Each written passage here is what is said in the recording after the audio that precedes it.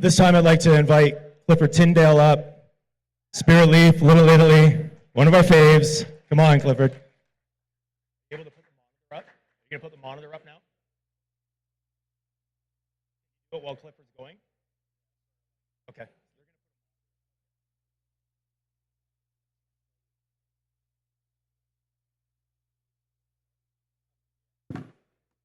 Hello, everybody.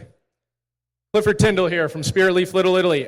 Just to reiterate that point again, everybody who's around the edges with the brands, if we could maybe listen to us all just for a little bit, our businesses depend on this. Honestly, especially having Ann. Appreciate you coming up here. We're going to talk, and again, want to reiterate, we're not here to bite your head off, Ann. Here to have a good conversation. Also, before I go on, I'd like to give a big thanks to Jazz. Jazz, you have done so much for this industry, bringing us together. So thank you. Thank you. So I'm just going to it's going to be about 10, 15 minutes. My goal is for everybody to just take a little takeaway from this. We're all figuring this out together, but I've learned a couple things. So enjoy what I have to say here. So, first slide. So KISS, you've probably heard that acronym before. Keep it simple, stupid. There's no other way to explain this. You're going to see some of the things here that I've been doing that's been working, but ultimately, you just got to focus on works. We're not here to try to really invent the wheel. We do want to connect with the community, but it's a bit simpler than you'd think. So the first act, you sort of want to recognize that it's virtually impossible to do everything incredibly well. We're not going to be the best at everything, but the goal here is just to be on top of everything. Next focus is really focus on what type of shop you want to be or the shops you want to run. What's that identity you want to sort of revolve around, who you want to be known for. That's a big focus of it. And again, be on top of everything. A lot of people, when they get in this business, they feel like they need to be the best marketer, have the best product, have the best store in the industry. That's, like I said, almost impossible. But what you can do is focus on everything. You may not do it all very, very well, but if you focus on at least everything and do your best at it, it's going to make a massive difference. And that goes to my point of focusing on what you can control. There's so much in this industry that we can't control, whether it's with the legacy side of things, the illicit shops. There's a lot here, but just focus on what you can control. Next slide I would say focus on is having a clear vision. So you want to really focus on identifying what type of shop you want to be viewed as. Do you want to be the shop that is, cool and urban? Do you want to be the shop that's a little bit more high-end, appealing to a more higher-end customer? Do you want to be more of a focused wellness shop? I think you sort of got to nail down what you want to focus on and really just own that. And then the other aspect of that is really just a lot of us, they get in this business, frankly, obviously we're here to, better our lives. We want to make some money. But if you're in it just for the money, you are going to be in a world of hurt. You got to actually want to be here. So focusing on the what and the why that you're here makes a massive difference, like in any business, and the how will sort of start to come into place. You'll learn from others. You'll figure it out as you go along. And your values. Next point there. Your values are definitely going to determine how you steer your ship. Like I said, if you're in this just to make a buck, you're going to be in it for a world of hurt. But if you're here to serve the community, you want to be here, you run your shop with a clear interest, it's going to show with your consumers. Next, I would say is brand matters. Like everything, your brand matters. Now, that's not just the name of it, the look of the shop, but how you present yourself to your customers and your consumers. What is your brand identity? For me, when I first got into this business, I realized pretty quickly it's really expensive to get going. I initially had an investor. We've parted ways since, but I joined up with Spiritleaf as an example because I felt like that brand resonated with the industry. If you're coming in to be, the Apple Store of weed, for example, it works for some people, but you're just not going to hit every aspect of the market of who we want to bring in, which is that true consumer. Also, what does the vibe of your brand offer, right? That's just sort of leads more to what I'm saying here. If you go in being that super cool, urban-looking vibe I found, we've seen, some bite the dust because of it, you're only going to attract that type of person. If you are going to be a super high-end wellness shop, you're only going to attract that type of customer, and you just can't last, in my opinion, from what I've seen. And make a clear idea of what your shop is going to be known for. What do you want to be known for? That leads to it's an add-on to my other points, but you got to sort of own that and recognize how you're perceived with the all-around community in that industry. Next is the bread and butter, I'd say, of this all, is just the shopping experience.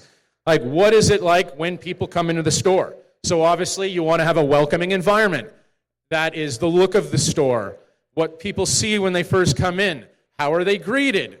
What are your staff like? Next is your menu. This is, other than running the shop, the operations of it, what you have on your menu is incredibly key. And what works for me won't work for you. What works for you won't work for me. Like, it's insane, honestly, like being in Toronto. You could have products that sell like crazy just up the street, just down the block. And my shop, they don't sell for shit. Vice versa. I sell stuff that may not sell somewhere else. You go up north in parts of the province where maybe your consumers aren't as savvy, you could sell them anything. If, we tried to follow those processes in Toronto here, I get smacked in the face, really.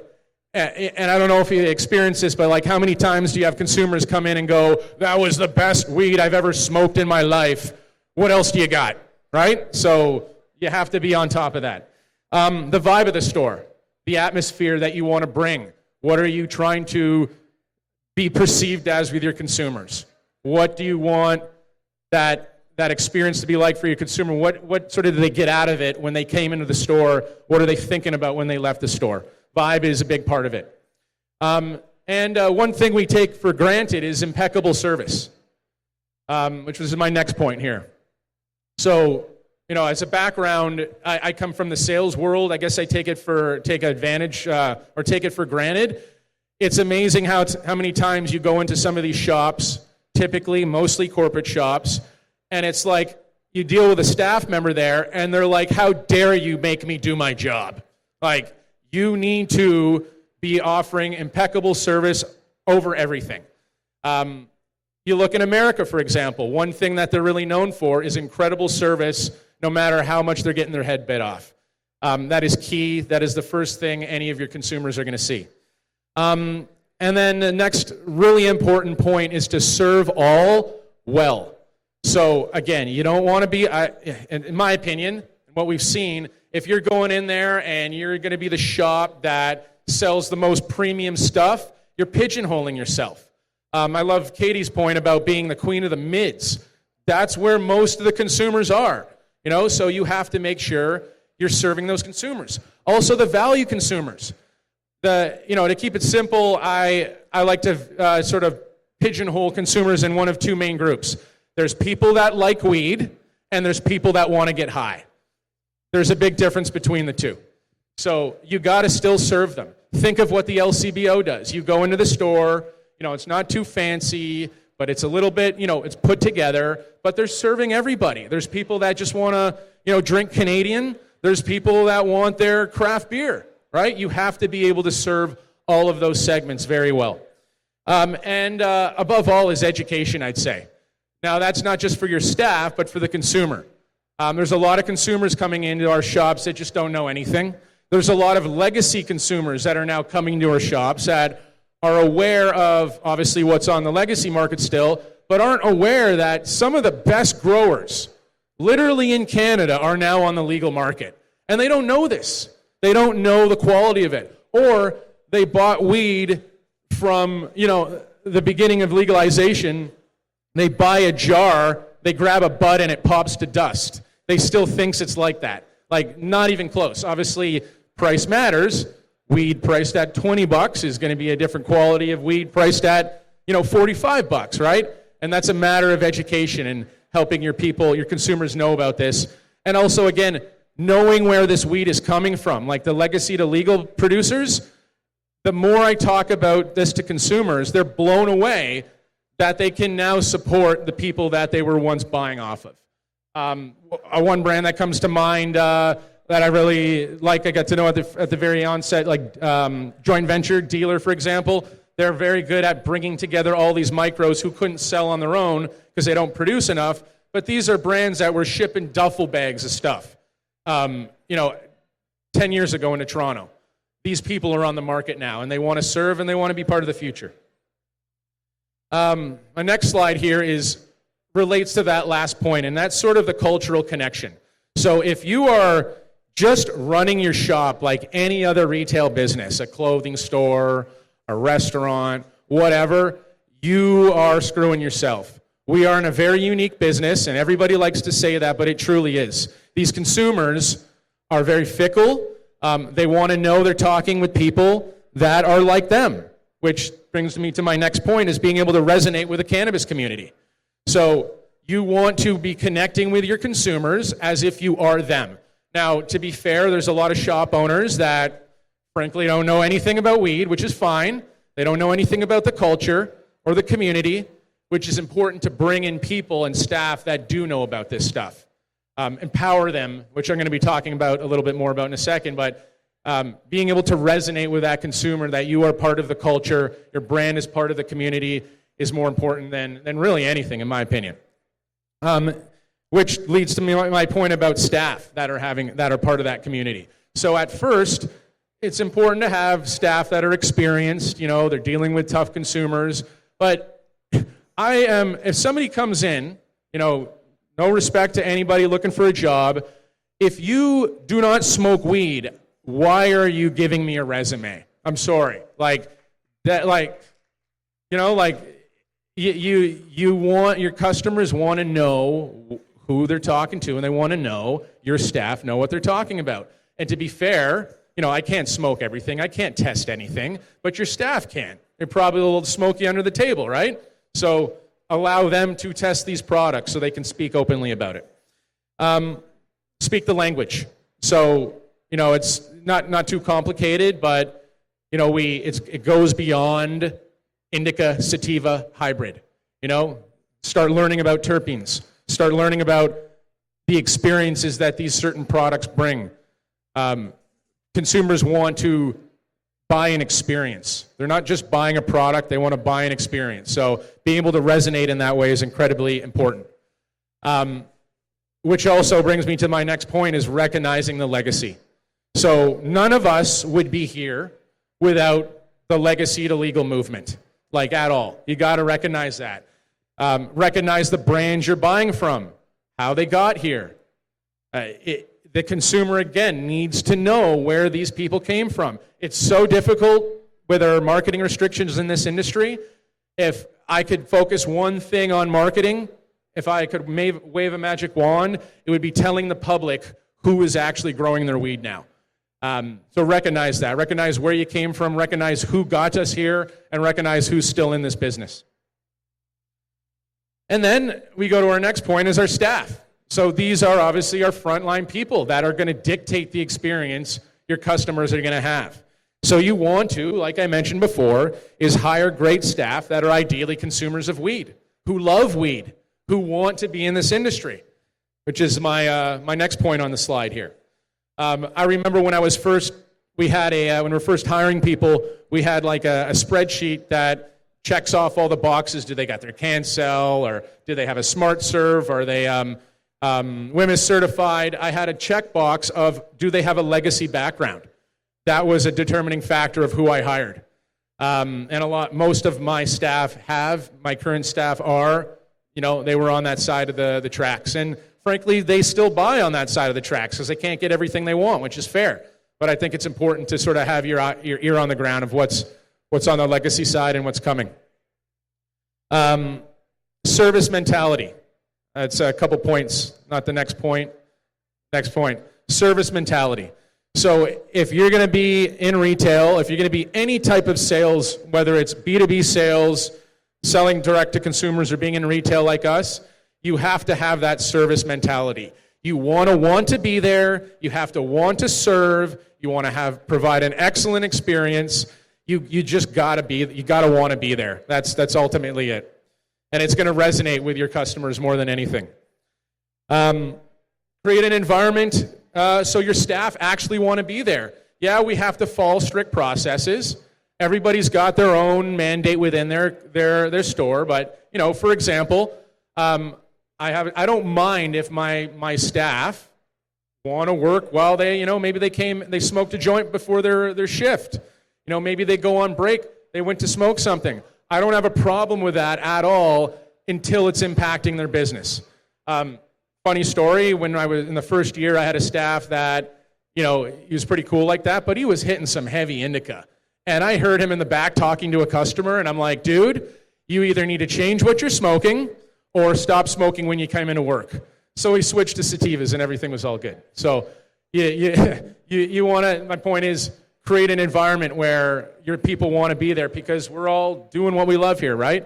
And we also got to recognize what we does for people. The amount of people that in the business world who are high on the job, and you can't even tell because it makes them a better person, in their opinion, makes them operate better. They have less stress, less anxiety, whatever it is. People are consuming this for more reasons than just having a good time, obviously. Which gives to me my last point on this slide is just give them that freedom. You want to be on them. We're not necessarily their friends. We want to empower them, hold them accountable, but give them a song sheet, so to say, of how they're doing their job. Everybody sings the same song a little bit differently, so kind of think of it that way. Sales. This is obviously the bread and butter of how we survive here. So. Simple point, I'm not going to give away all the tricks of the trade just yet, but have a sales process, whatever that may be. I am a big believer of definitely not focusing on what you like, right? It's about what the consumer wants. What are they trying to experience before they recommend anything? We've all been approached by salespeople at one point, right? What's the worst thing I hate, and I get, cringe when I hear a salesperson trying to tell me what I should be thinking, trying to offer me something that they think I want without taking the time to know me, not taking the time to understand what my challenges are, my concerns, my pains, what experience I want that I'm not experiencing. That's all about sales process. Know your customer. So not just the types of people that you're serving, it's the customer that's right in front of you at that very moment. That goes to part of the process of selling, but understanding the questions you may be asking that will resonate with them. If somebody's got a budget for $20 to $30, we're not bringing out $45 half quarters, $70 quarters, right? Know who you're talking to and get you or your staff to tailor what you're talking to based on who you're talking to. Which relates to knowing your products. So you may know what they're looking for, but if you don't know what's in your inventory, you don't know what you're selling, you're not going to find the right product that matches with them. Again, this sounds, like I said at the beginning, KISS, keep it simple, it really is. But you still got to be on it. You've got to constantly be aware of it. Then there's the obvious fact of upselling, right? So somebody comes in for, call it let's call it the same type of product. That would be, let's call it a premium product, $45 for 3.5 grams, but that same 3.5 is offered in a 7 gram for $80. Obviously, that's a better price per gram. Or they're coming in to buy a half ounce. Why don't you buy an ounce? It's a better price per gram. Things of that nature. Or a consumer comes in, they're buying some of the cheap stuff on a regular basis, maybe move them up a couple dollars. Even $5 is enough to completely change people's minds to start smoking more premium stuff, for example. And then basket building. So that could be related to, I find the most effective way for building baskets are having key items right at the cash. I have like a little box that shows infused pre-rolls that just garner people's attention. They see something that says 60% pre-rolls. What the hell is that? Boom, there's a sale for you. Papers, lighters, tips, whatever it may be, inexpensive smoking devices.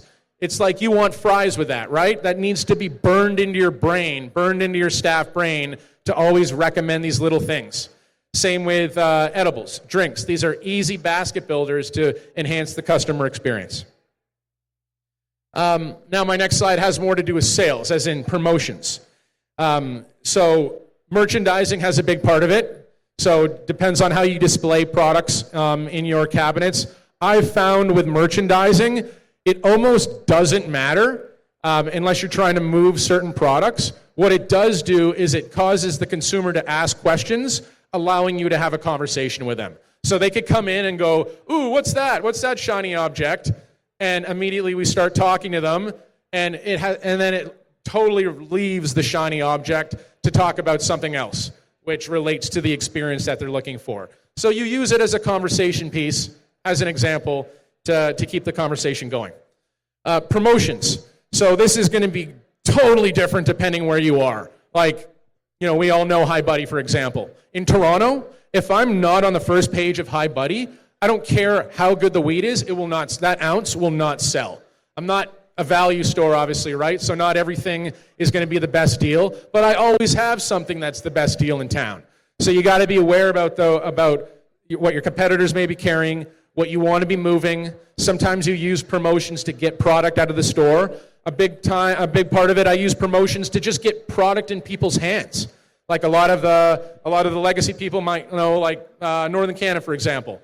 A lot of legal consumers, they have no idea who that is in most cases. So maybe put it on sale for a couple weeks, get it into their hands. They come back, realize it's an amazing product, and they want to buy more of it at regular price. That's one example. Selection. Again, it's going to be dependent on where you are, but I've discovered, and like a lot of you, we need to have a large breadth and depth of products. A large selection matters. There's so many different consumers out there that want so many different things, so you want to make sure you're constantly bringing in a great selection of things, rotating through that inventory. And a key point of this is wellness. A lot of shops are falling short on this. You want to get on the wellness chain related to CBD, for example, CBG, CBN. People who don't just want to get high, they want to increase their sense of wellness. So I'm going to move a bit quickly through this for the sake of time. Next point I'd say is key is about rotation and inventory management. Like I said before, you'll have consumers come in, tell you that was the best weed they've ever smoked in their life. Now they want something different, right? Like, how frustrating is that? Data is incredibly important, like we've talked about before, but it's amazing how little I rely on that. Whatever may be showing in your data is moving really well 1 week, for 2 weeks, it all of a sudden just drops off a cliff. So use data cautiously. And then pricing strategies. This is a key thing that drives me nuts. Do what you're going to do, but I found running a straight margin across the board is a mistake. Why are we charging certain prices we do for edibles and drinks, right? We're obviously here to serve, but we're here to make some money too. What you price, what margin you run at an ounce, for example, should be very different than what you run your edibles or drinks at, or pre-rolls, for example. A consumer's not going to notice too much if something's $1 more on a pre-roll or an edible. They're not concerned about that. They also notice a big difference, like $30 difference in a price for an ounce, for example. And then quickly, just want to touch on marketing. It's difficult, obviously, but just beyond what you can control. We want to be on socials. That's important, just consistency there. Cross promotions, what I found is when you're doing community events, for example, piggyback off of established brands. So say you have like a music event that's regular in your city or your town, figure out how you can be a sponsor of that, get your logo on that event. That's another way to get in front of people. So you're working together and collaborating in that way, which relates to events and being on different platforms as well. Obviously, you have your menu. We use Dutchie, for example. That's our website. There's new platforms coming out. Get on them. Get on Uber. Get on Weed Maps. All these platforms matter. They impact your SEO incredibly. And then relationships. So I've heard so many times where reps will come into stores and they're basically kicked out of the store. Like a manager runs them out of the store, the owner runs them out of your store. Develop relationships with LPs, the licensed producers, the agencies, the reps that help you. Sometimes the product's not moving. If you got a good relationship with a rep, they're going to do what they need to do to get that out of there, for example. Work with your local community. You want to be known as a business that's there to support, grow, employ people, take part in different events, for example. I'm on my local BIA, Business Improvement Area. You may have a Chamber of Commerce. Get on that. Integrate and work with your other business owners in the area. And the overall community, doing what we're doing here. Come to these events. Go to the events. Meet people. Learn about brands. And talk. And quick point on the tough realities of this. And it's going to take some hard work. We're not out of the woodwork yet. I'm also not going to assume that I'm some genius here. A lot of this is going to be luck, frankly. You know, I did bust my ass. I got a long way to go. I'm not out of the woodwork. Nothing is guaranteed. So I am working as if it's day one. And you got to want to be here. Like my mama always says, shit or get off the pot. Why are you here? What are you doing this for? Do you see a future in this industry? Do you see a future in the business? If you're, again, just here to make a quick buck, you know, you're probably not going to last that long. Have a long-term vision. That's what relates to that. A bit further, you want to be here for the long term. And the reality is we're in an oversaturated market. You know, it sucks. My longevity is not guaranteed. Nobody's longevity is guaranteed. You got to recognize, are you growing? Are you staying the same? Are you shrinking? We're business owners here. We have to make tough business decisions, okay? Yeah. And next point, we're going to bring on our panel, which leads me to my last slide here. Just for a little brevity's sake here, if you could push forward with that. What the actual F, right? We are regulated up the ass, yet there are no regulations, it seems like, coming down on these illicit storefronts. And I'm grateful to have Ann. She's going to be joining James, Mike, and I to talk about this. Going to be asking some of the similar questions to James and Mike of what's been working for them, how illicit stores are impacting them, and Ann is going to do her best to sort of help us guide to this. So thanks for the time, everybody. And James, Mike, Ann, come on up.